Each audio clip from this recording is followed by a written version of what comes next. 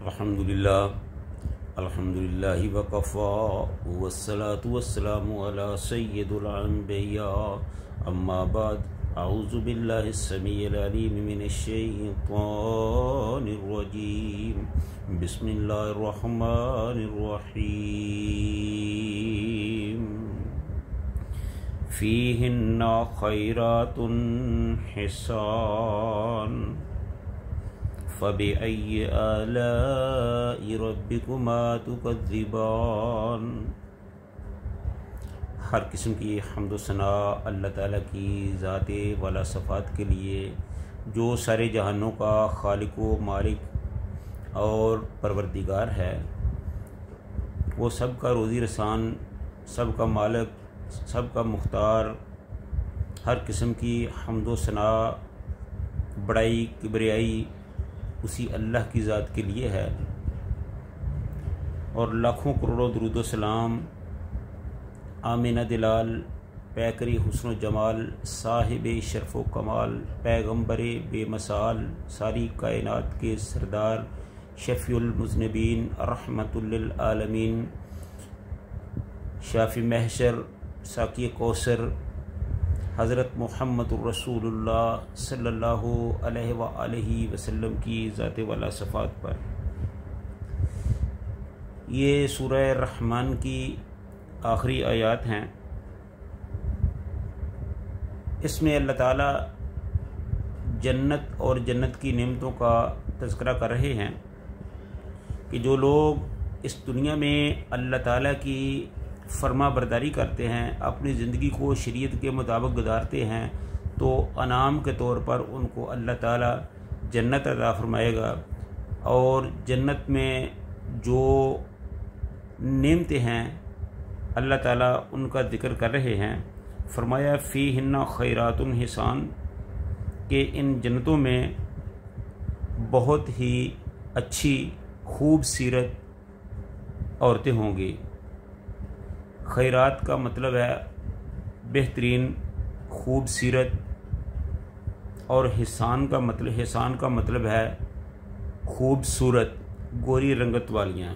تو اس کا ترجمہ یہ بنتا ہے کہ فیہن، اس میں، خیرات حسان، بہترین اچھی عورتیں ہوں گی، اور گوری رنگت والی اور خوبصورت عورتیں ہوں گی۔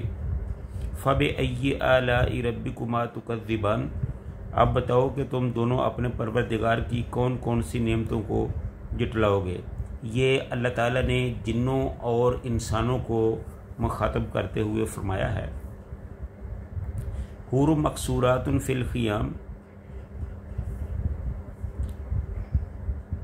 مقصورات کا مطلب ہے ٹھہرائی ہوئی، روکی ہوئی، محفوظ کی ہوئی، کہ وہ جنت میں اپنے خیموں میں رہتی ہیں، ان کو اللہ تعالیٰ نے وہاں روکا ہوا ہے، وہیں وہ محفوظ کی ہوئی ہیں، وہیں وہ ٹھہرائی ہوئی ہیں۔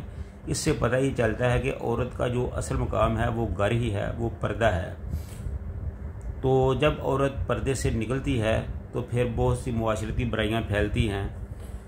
تو اب حوروں کا تذکرہ ہے، تو اللہ تعالیٰ نے فرمایا کہ حور مقصورات فی الخیام، وہ حوریں جنہیں خیموں میں حفاظت سے رکھا گیا ہے۔ ان خیموں کے بارے میں صحیح بخاری کی ایک حدیث میں یہ تفصیل آئی ہے کہ یہ موتی سے بنے ہوئے بہت ہی طویل و عریض خیمے ہوں گے، جن کی لمبائی تقریباً 60 گز ہوگی، اور ان کے ایک کونے سے دوسرے کونے تک کسی آدمی کی نظر نہ جا سکے گی، اور جو جنتی ہوگا وہ اس میں سیر کر رہے ہوں گے، پھرتے ہوں گے، چلتے ہوں گے۔ فرمایا فَبِأَيِّ آلَاءِ رَبِّكُمَا تُكَذِّبَانِ، اے انسانوں اور جنوں، تم اللہ تعالیٰ کی کون کون سی نعمتوں کو جٹلاؤ گے۔ لَمْ يَطْمِثْهُنَّ إِنسٌ قَبْلَهُمْ وَلَا جَانٌ، لم یطمثہن، نہیں چھوا ہوگا ان کو، انسن کسی انسان نے، قبلہم اس سے پہلے، ولا جان اور نہ ہی کسی جن نے، یعنی کہ ان جنتیوں سے پہلے نہ کسی انسان نے کبھی چھوا ہوگا اور نہ کسی جن نے چھوا ہوگا، وہ ہر طرح سے محفوظ ہیں۔ فَبِأَيِّ آلَاءِ رَبِّكُمَا تُكَذِّبَانِ، تو اے جنوں اور انسانوں، تم اپنے پروردگار کی کون کون سی نعمتوں کو جٹلاؤ گے۔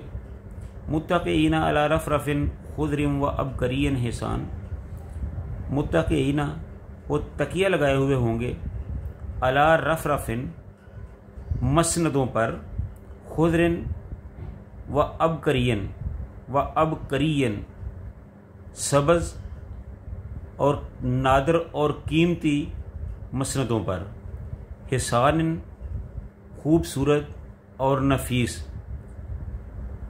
وہ جنتی سبز، رفرف اور عجیب و غریب قسم کے خوبصورت فرش پر تکیہ لگائے ہوئے ہوں گے۔ رفرف نقش و نگار والے قالین کو کہتے ہیں۔ یہاں یہ واضح رہنا چاہیے کہ جنت کی نعمتوں میں سے جن جن چیزوں کا ذکر فرمایا گیا ہے، اگرچہ دنیا میں بھی ان کے وہی نام ہیں جو ان آیات میں مذکور ہے، لیکن ان کی حقیقت، ان کا حسن اور ان کی لذت دنیا کے مقابلے میں کہیں زیادہ ہوگی، کیونکہ صحیح حدیث کے مطابق اللہ تعالیٰ نے اپنے بندوں کے لیے ایسی نعمتیں تیار فرمائی ہیں جو آج تک نہ کسی آنکھ نے دیکھی ہے، نہ کسی کان نے سنی ہے، نہ کسی کے دل میں ان کا خیال گزرا ہے۔ اللہ تعالیٰ ہم سب کو ان سے بہرہ بر فرمائیں، آمین۔ فَبِأَيِّ آلَاءِ رَبِّكُمَا تُكَذِّبَانِ، سو اے جنوں اور انسانوں، تم دونوں اپنے رب کی کون کون سی نعمتوں کو جٹلاؤ گے۔ تبارک اسم ربک ذی الجلال والاکرام، بہت ہی بابرکت نام ہے تیرے رب کا، ذی الجلال جو صاحب جلال ہے، والاکرام اور کریم ہے، صاحب اکرام ہے، کرم کرنے والا ہے۔ یعنی تمہارے رب کا جو نام ہے وہ بڑا ہی بابرکت ہے، تمہارے پروردگار کا جو عظمت والا بھی ہے اور کرم والا بھی ہے۔ تو یہاں سے یہ پتہ چلتا ہے کہ جس کا نام ہی اتنی بلندی والا ہے، جس کا نام ہی اتنی شان والا ہے، اس کی ذات کتنی بلندی والی اور کتنی شان والی ہوگی۔